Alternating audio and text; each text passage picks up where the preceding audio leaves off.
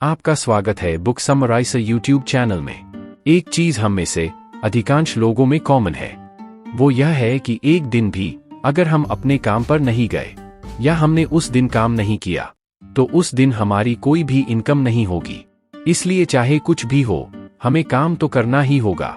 हम चाहकर भी आराम नहीं कर सकते क्योंकि हमारी फाइनेंशियल सिचुएशन हमें ऐसा नहीं करने देती। इसी जाल में हम सारी जिंदगी फंसे रहते हैं। लेकिन वक्त के साथ न्यू जनरेशन पहले से ज्यादा फाइनेंशियली अवेयर और लिटरेट होती जा रही है। इसी के साथ इस बात से भी वाकिफ होती जा रही है, जिंदगी भर मेहनत करके बुढ़ापे तक एक मीडियोकर लाइफ जीने का तरीका नहीं है। इसीलिए इस जनरेशन का ज्यादातर focus earlier retirement, passive income और फाइनेंशियल फ्रीडम में है। तभी लोग स्टॉक्स और शेयर्स में इन्वेस्ट करने में इंटरेस्ट दिखा रहे हैं। लेकिन जो प्रॉब्लम अधिकतर लोगों को आती है वह ये है कि कौन से स्टॉक्स लिए जाए, क्योंकि क्वालिटी स्टॉक को सस्ते से सस्ते रेट पर बाय करना ही इन्वेस्टिंग का रियल चैलेंज होता है। जिसके लिए ऑथर डेविड अपनी बुक दी फैल्कन मेथड में हमें एक ऐसा इन्वेस्टमेंट मेथड सिखाते हैं जो वैल्यू इन्वेस्टिंग, कॉमन सेंस और बेसिक डिसिप्लिन के प्रिंसिपल पर बेस्ड है, जिसका अल्टीमेट गोल है कि आप ऐसे स्टॉक्स का पोर्टफोलियो बनाएं जिससे आप रिटर्न्स के साथ ही अपनी पैसिव इनकम बना पाए। दरअसल फैल्कन एक पक्षी का नाम है जो शिकार करने में माहिर होता है। उसी पक्षी की तरह यह मेथड भी काम करता है, क्योंकि ऑथर ने अपनी अर्ली एज में ही काफी फाइनेंशियल स्ट्रगल देखे थे। इसके बाद ही यह डिसाइड कर लिया था कि वह बड़े होकर इस रैट रेस में नहीं फंसना चाहेंगे। ऑथर डेविड सोलियोमी 33 साल की उम्र में फाइनेंशियली फ्री होकर रिटायर हो गए। ऑथर का जन्म 1982 में हंगरी में हुआ था। जब वह 10 साल के थे तो उनके माता पिता का तलाक हो गया था। वह अपनी मां के साथ ही रहते थे जो एक किंडरगार्टन टीचर थी। ऑथर ने अपनी युवावस्था में डिफरेंट फाइनेंशियल रियलिटीज का सामना किया था, इसलिए उन्होंने डिसाइड किया कि उन्हें जितनी जल्दी हो सके फाइनेंशियली फ्री होना है। अपने इसी निर्णय से उन्हें प्रेरणा मिली। अपनी काबिलियत और सीखने की जुनून से वह 33 साल की उम्र में फाइनेंशियली फ्री हो गए। वह एक फुल टाइम इन्वेस्टर बन गए। इनकी यह बुक हमें बताती है कि स्टॉक मार्केट ही वह जगह है जहां हम बहुत छोटे से शुरुआत कर सकते हैं। इसके द्वारा हम फाइनेंशियली फ्री हो सकते हैं, जिससे एक समय बाद हम नहीं बल्कि हमारा पैसा काम हमारे लिए काम करता है। Falcon method, types of investment.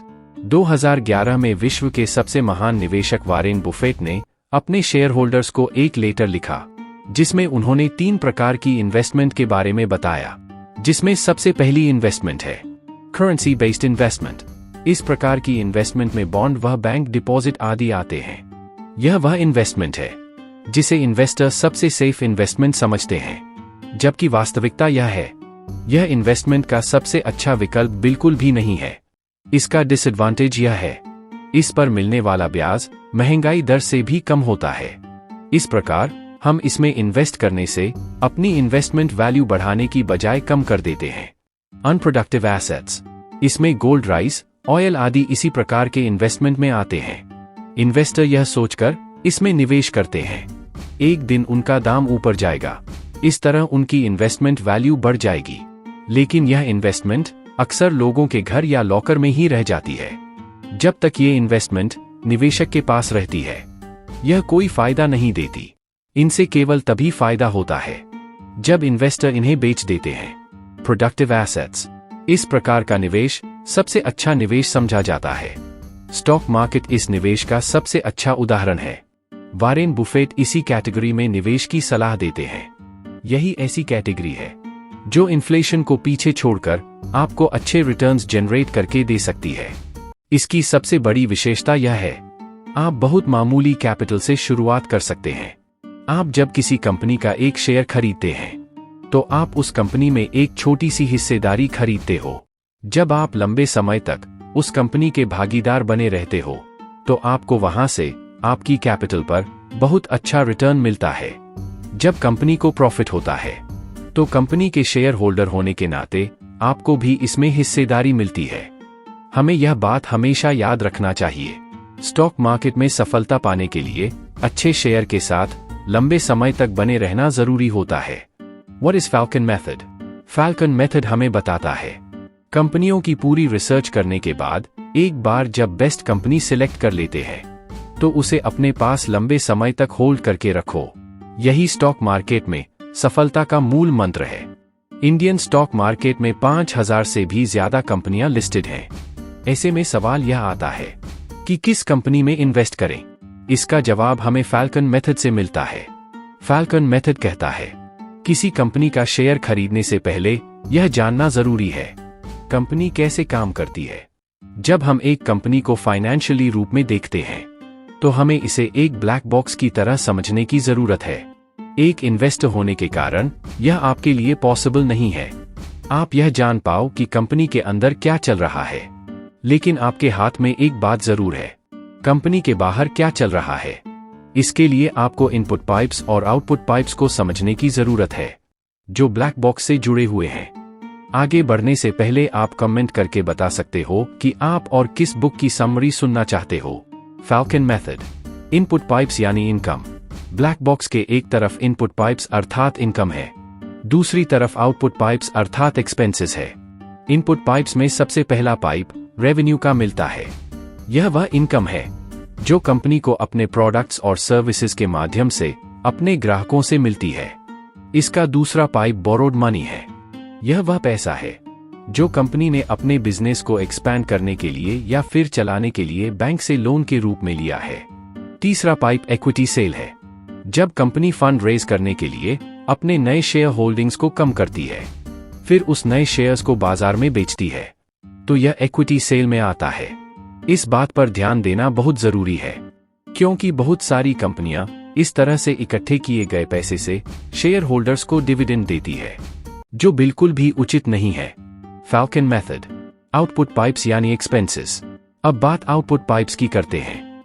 यहां पर हमें सबसे पहला पाइप ऑनगोइंग एक्सपेंसेस का मिलता है। यह कंपनी के रोजमर्रा के एक्सपेंसेस होते हैं जिसमें सैलरीज, ऑफिस सप्लाईज, मार्केटिंग और एडवर्टाइजिंग शामिल होती है। दूसरा पाइप कैपिटल एक्सपेंडिचर है। यह वह एक्सपेंसेस है जो उन चीजों को खरीदने में लगाए जाते हैं जिनकी यूजफुल लाइफ 1 साल से ज्यादा की होती है, जैसे कंप्यूटर्स, मशीनरी और बिल्डिंग आदि। तीसरा पाइप एक्विजिशंस है। यह वह एक्सपेंसेस होते हैं जब कंपनी अपनी ग्रोथ के लिए दूसरी कंपनियों का अधिग्रहण करती है। चौथा पाइप पेमेंट ऑफ डेब्ट्स का होता है जो फॉरवर्ड मनी कंपनी के इनपुट पाइप में शो होता है जिसे कंपनी को ब्याज सहित चुकाना पड़ता है। इसलिए इस पाइप से हमें यह पता चलता है कंपनी अपने कर्ज को चुकाने के लिए कितना भुगतान करती है। पांचवा पाइप टैक्सेस का होता है। यह वह एक्सपेंस है जो कंपनी को टैक्स के रूप में सरकार को पे करना होता है। छठा पाइप प्रॉफिट्स का होता है। इस पाइप से हमें यह पता चलता है कि कंपनी अपने प्रॉफिट का उपयोग किस प्रकार करती है। इस पाइप के अंदर हमें 3 प्रकार के सब पाइप मिलते हैं जिनसे कि पैसा बाहर जाता है, जिनमें पहला डिविडेंड्स है। जब कंपनी अपने प्रॉफिट में से कुछ भाग अपने शेयर होल्डर्स को देती है तो इसे डिविडेंड कहा जाता है।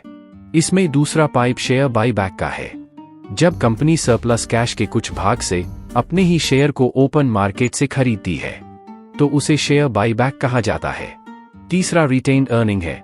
जब कंपनी अपने प्रॉफिट को अपने बिजनेस को बढ़ाने के लिए अपने ही पास रख लेती है जिससे कंपनी की ग्रोथ होती है। यहां पर यह भी ध्यान रखना चाहिए कंपनी इस पैसे को किस प्रकार और कहां पर प्रयोग करती है। वह कंपनी अपने शेयर होल्डर्स को अच्छा रिटर्न जनरेट करके देती है जिसके इनकम पाइप से ज्यादा इनकम अंदर आ रही हो, वही आउटपुट पाइप से कम पैसा बाहर जा रहा हो। जो कंपनी अपने प्रॉफिट को बहुत अच्छे से मैनेज करती हो, जिस कंपनी के पास कर्ज न हो, जिसके एसेट्स उसकी लायबिलिटीज की तुलना में बहुत ज्यादा हो। The goal of falcon method. Falcon method हमें स्टॉक मार्केट में बाय होल्ड की पॉलिसी पर चलने के लिए कहता है। यह लोकप्रिय पुराने क्वांट मॉडल से बिल्कुल अलग है। क्वांट मॉडल के अनुसार आप कुछ क्वांटिटी मेथड के जरिए बेस्ट शेयर्स को खरीदते हैं, 1 साल तक उन्हें होल्ड करके रखते हैं, फिर उन्हें बेच देते हैं, फिर से अपनी रिसर्च करके बेस्ट शेयर्स को खरीदते हैं, फिर 1 साल बाद उन्हें बेच देते हैं। इस प्रकार हर साल आपको यह प्रक्रिया दोहरानी होती है। एक इन्वेस्टर के लिए यह बिल्कुल भी कंफर्टेबल नहीं होता है। ऐसे में आप उन कंपनी के शेयर को भी खरीद लेते हैं जिनका आपने नाम भी नहीं सुना होगा। इसका एक डिसएडवांटेज यह भी है, कभी कभी कंपनी की योजनाओं का रिजल्ट देखने में 1 साल से ज्यादा का टाइम लग जाता है। जब आप उसके शेयर को 1 साल में ही बेच देते हैं तो आप उस कंपनी की ग्रोथ में हिस्सेदार बनने से चूक जाते हैं। इसके विपरीत फैल्कन मेथड हमें बताता है, हमें क्वालिटी वाइज अच्छे शेयर्स का चुनाव करके उसे लंबे समय तक होल्ड करके रखना होता है, जिससे उस शेयर से हमारी जेब में डिविडेंड के रूप में लगातार पैसा आता रहे। बाय होल्ड के द्वारा ही इन्वेस्टर यहां से अच्छा खासा रिटर्न जनरेट कर पाते हैं। 5 स्ट्रैटेजीज ऑफ फैल्कन मेथड। अब हमें फैल्कन मेथड की 5 स्ट्रैटेजीज को समझना होगा, जिसकी सबसे पहली स्ट्रैटेजिक है Falcon method. Select group of top quality companies. Falcon method कहता है कि आपको सबसे पहले टॉप क्वालिटी कंपनी को सिलेक्ट करना होगा।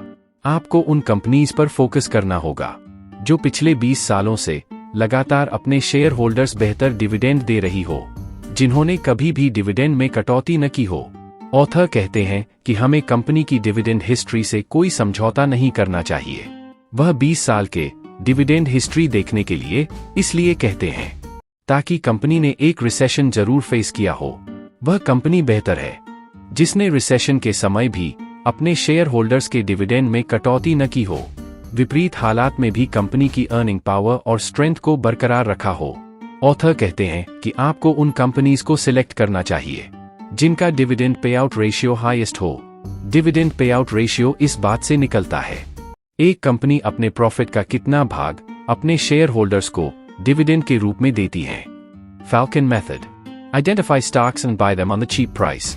फैल्कन मेथड कहता है कि आपको किसी भी कंपनी का शेयर तब खरीदना चाहिए जब वह सस्ते वैल्यूएशन में मिल रहा हो। आपको उस कंपनी के प्राइस हिस्ट्री को चेक करना होगा, उससे उसका एक एवरेज लो लेवल निकालना होगा। जब वह कंपनी अपने एवरेज लो लेवल पर ट्रेड कर रही हो तो उस समय उस शेयर में एंट्री करना सबसे बेहतर होता है। जब कंपनी का शेयर ओवरवैल्यूड हो तो उसे नहीं लेना चाहिए, तभी आप उस शेयर से बेहतर रिटर्न जनरेट कर सकते हैं। अब शेयर होल्डर यील्ड से हमें यह पता चलता है एक कंपनी अपने इन्वेस्टर के साथ कितने पैसे शेयर करती है, चाहे वह डिविडेंड के जरिए हो या फिर शेयर बायबैक के जरिए। Falcon method. Rank the survivors.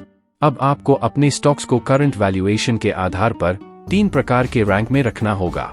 इसमें सबसे पहला श्योर है। इसमें वह शेयर आएंगे जो एवरेज वैल्यूएशन से भी अच्छी वैल्यूएशन में अवेलेबल हो। दूसरा मे बी है। इसमें वह शेयर आएंगे जो एवरेज वैल्यूएशन पर अवेलेबल हो। तीसरा नो वे है। इसमें वह शेयर आएंगे जो एवरेज वैल्यूएशन से काफी ऊपर और एक्सपेंसिव वैल्यूएशन पर ट्रेड कर रहे हो। इस प्रकार आप अपने स्टॉक्स को रैंक करने के बाद आसानी से क्वालिटी स्टॉक्स को बाकी स्टॉक्स से अलग कर पाएंगे। Falcon method. Take qualitative judgement. यह सब एनालिसिस करने के बाद आपकी नॉलेज काफी बढ़ जाएगी।